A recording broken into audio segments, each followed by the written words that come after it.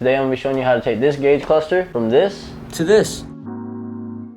Before I can get to showing you how exactly to do that swap, I have to get this out, which means I have to take this tank off, which is fine. I need to do some after fab maintenance to it anyway. I need to cover it, paint it, so we'll do all that while I have it off, but at the end of this video, you'll see the end result. If you need more information on how to take this tank off, I have another video that I'll link up here. But for now, I'm working on a time schedule and I'm trying to keep to that. And just like that, we got it off. Hey guys, I'm editing this now and I just realized I forgot to turn the camera on, and there's 8 screws around the perimeter of the cluster here that you're gonna need to take out. Alright, now we got all the screws out. Let's separate it. Might help have like a little pick or something. I've never done this before. This is not so much a how-to as much as it is a how hard is it to do. I think that might be the right way to do this. Something small and skinny, like a little putty knife. Just slowly go around the perimeter with it. There we go. So there's a gasket in here. Definitely don't want to lose that.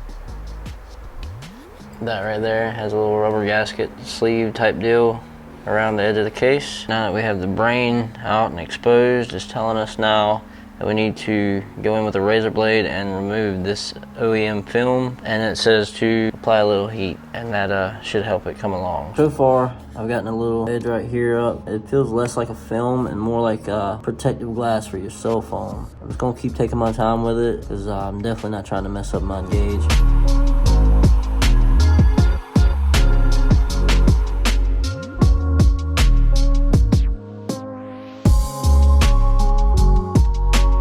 Definitely a little more involved than I expected it to be.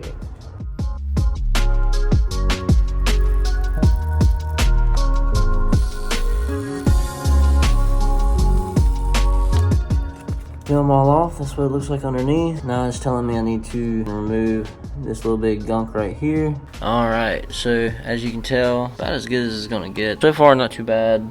Another important thing to note, they said to make sure that you have all the layers off of here. Plug it back into the bike. With that plugged in, you turn the key on, and there's no numbers or anything that shows up. There's a couple that show up on the phone. I'm not sure why. Like, very faintly, I can see the 0 there. In person, it's blank. I went ahead and peeled off the adhesive layer, stuck it down. I think I got it pretty well centered. Get real careful here, because once this is off, that's it.